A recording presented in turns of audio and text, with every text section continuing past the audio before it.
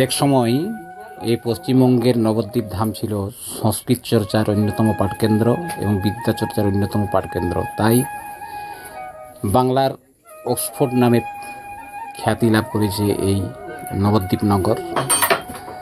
নবদ্বীপ ভ্রমণ করে এখন আমি যাব মায়াপুর ধামে। সেই মায়াপুর ধামে রাত্রি যাপন করার ইচ্ছা আছে, চেষ্টা করব ইস্কন ক্যাম্পাসের মধ্যে থাকব। তাই এখন আমি মায়াপুরের নবদ্বীপ ধামের যে মায়াপুর যাবার যে ফেরিঘাট আছে সেই ফেরিঘাটে এসে আমরা দুজন টিফিন করছি, কচুরি এবং ঘুগনি নিয়েছি। এই যে দেখতে পাচ্ছেন, নবদ্বীপ এসেছি আর নবদ্বীপের বিখ্যাত লাল দই খাবো না, এটা তো আর হয় না। তাই ভাবছি এই কচুরি খাওয়ার পর একটু এই নবদ্বীপের লাল দই টেস্ট করে দেখব। এই যে এটা হচ্ছে সেই নবদ্বীপের বিখ্যাত লাল দই, স্বাদে গন্ধে অতুলনীয়। আপনারা নবদ্বীপ এলে এই নবদ্বীপের লাল দই একবার অতি অবশ্যই টেস্ট করে দেখবেন। এখানে লাল দই অতি সুস্বাদু, এই দইয়ের তুলনা হয় না। তাই আমরা এখানে লাল দই টেস্ট করলাম। এরপর আমরা ফেরিঘাটে গিয়ে টিকিট কাটব। টিকিট কাউন্টারে টিকিট কেটে আমরা লঞ্চে চেপে নদীর ওপারে যাব মায়াপুর ধামে। নৌকোতে পারাপার করতে টিকিট লাগে 5 টাকা এবং লঞ্চে পারাপার করতে টিকিট লাগে 10 টাকা। আমরা লঞ্চের টিকিট কাটলাম। লঞ্চের টিকিট কেটে যে ফেরি ঘাটে এসে দাঁড়িয়েছি, ওপার থেকে লঞ্চ আসবে। ওপার বলতে মায়াপুর থেকে লঞ্চ আসবে এবং এই লঞ্চে চেপে আমরা রওনা হব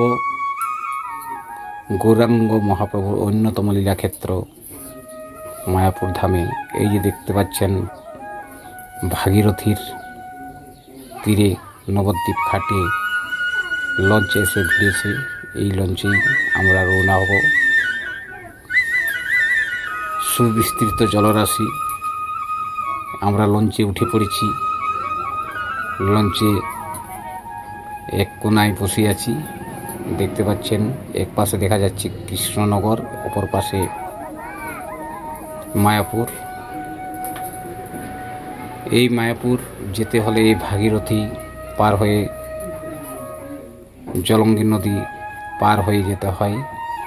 লঞ্চ এগিয়ে চলেছে মায়াপুর অভিমুখে। মনের মধ্যে টান টান উত্তেজনা।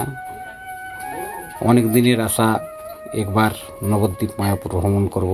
নবদ্বীপ ভ্রমণ হয়ে গেছে, এখন আমরা চলেছি এই ভাগীরথী গঙ্গা বক্ষে লঞ্চে চেপে মায়াপুরের উদ্দেশ্যে। এখানে মিলিত দুই নদীর দুই রকম জলের রং দেখতে পেলাম।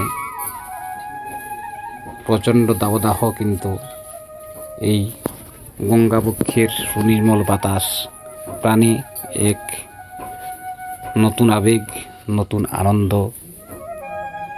উপলব্ধি করছি। লঞ্চ এগিয়ে চলেছে নির্দিষ্ট গতিতে। চারপাশের দৃশ্য দেখতে দেখতে হারিয়ে যাচ্ছি কল্পনার রাজ্যে। যাত্রীদের মুখে শুনছি মাত্র 10 মিনিটের ব্যবধানে আমরা পৌঁছে যাব এই মায়াপুর ঘাটে। এই যে দেখতে পাচ্ছেন, আমরা এগিয়ে চলেছি গঙ্গাবক্ষে। সেই দৃশ্য আপনারা উপভোগ করতে থাকুন আমার চ্যানেলে। চারিদিকে ঝাঁ ঝাঁ রোদ। এই খাঁ খাঁ রোদে মাথা থেকে টস টস করে জল পড়ছিল। জামা টামা ভিজে একাকার হয়ে গিয়েছিল। কিন্তু এই গঙ্গাবক্ষে লঞ্চ ভ্রমণ করতে করতে এই যে গঙ্গাবক্ষে সুনির্মল বাতাস বইছে, এই সুনির্মল বাতাসে সেই ঘর্মাক্ত দেহে কিছুটা স্বস্তি পেলাম। স্বস্তির নিঃশ্বাস ফেলতে ফেলতে এই ভাগীরথী গঙ্গার দুপাশের অপরূপ দৃশ্য দেখতে দেখতে আমরা এগিয়ে চলেছি মায়াপুরের দিকে।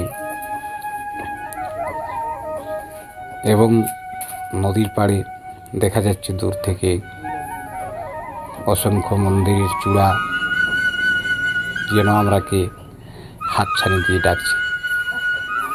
দূরে দেখতে পাচ্ছি ইস্কন মায়াপুরের যে সুবিশাল মন্দির নির্মাণ হয়েছে, সেই মন্দিরের চূড়া। এই মন্দিরের চূড়া দেখতে দেখতে আমরা এগিয়ে চলেছি মায়াপুর। এই মায়াপুর ধামে, এই গঙ্গা বক্ষে, ভাগীরথীর বক্ষে কুলু কুলু করে বাতাস বইছে। আপনারাও ভার্চুয়ালিভাবে দেখতে থাকুন আমার এই মায়াপুর ভ্রমণ। মায়াপুরে পৌঁছে একটা রুম ঠিক করব ভাবছি। ইস্কন ক্যাম্পাসের মধ্যে থাকব। আগে থেকে রুম ভাড়া করে আসিনি, জানি না কীরকম বাজেট আছে সেখানে। চেষ্টা করব ইস্কন ক্যাম্পাসের মধ্যে থাকার, তা না হলে যে কোনো হোটেলে গিয়ে উঠব। কিন্তু লোকের মুখে শুনেছি ইস্কন ক্যাম্পাসে থাকার আনন্দই আলাদা। সেখানে থাকলে মন্দির দর্শন খুব ভালোভাবে হয়। দেখতে পাচ্ছেন আমরা পৌঁছে গেছি ধীরে ধীরে এই মায়াপুর ঘাটে। অসংখ্য লঞ্চ যাতায়াত করছে মায়াপুর থেকে নবদ্বীপ। আমরা নবদ্বীপ থেকে মায়াপুর আসছি। আর এই যে পাশের যে লঞ্চ দেখতে পাচ্ছেন,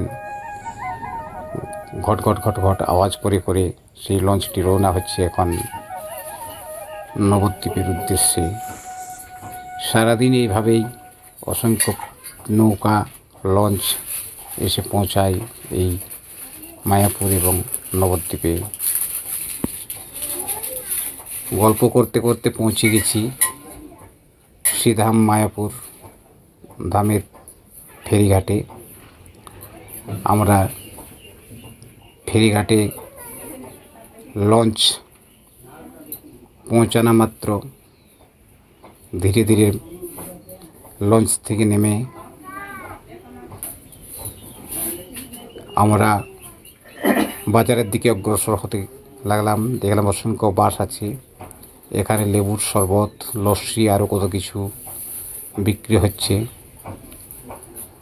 আমরা এক গ্লাস করে পাতিলেবুর রস সেবন করলাম এবং এই পাতিলেবুর রস সেবন করে শরীরে একটু চাঙ্গা অনুভব করছি। এখন আমরা চেষ্টা করব হোটেল খোঁজার। তাই আমরা প্রথমে যাব ইস্কন ক্যাম্পাসে। সেখানে গিয়ে দেখি সেখানে হোটেল পাই কিনা। এই নদীঘাট থেকে ইস্কন ক্যাম্পাসের দূরত্ব প্রায় 2 কিলোমিটার। এই তীব্র দাবদাহে হেঁটে যাওয়া অস্বস্তিকর লাগছে। তাই ভাবছি সামনে যদি টোটো ফোটো পাই তাহলে টোটোতে করে যাব। লোকজনকে জিজ্ঞাসা করে দেখলাম সামনেই রয়েছে টোটো স্ট্যান্ড। তাই আমরা সেই টোটো স্ট্যান্ডের দিকে যাচ্ছি। নদীঘাট থেকে টোটো স্ট্যান্ড যাবার মুখে অসংখ্য মন্দির দেখতে পেলাম, অসংখ্য মোড় দেখতে পেলাম। সেগুলো দেখতে দেখতে আমরা এগিয়ে চলেছি সেই টোটো স্ট্যান্ডের কাছে। টোটো স্ট্যান্ডে গিয়ে আমরা একটি টোটোতে চেপে ইস্কনের উদ্দেশ্যে রওনা হলাম।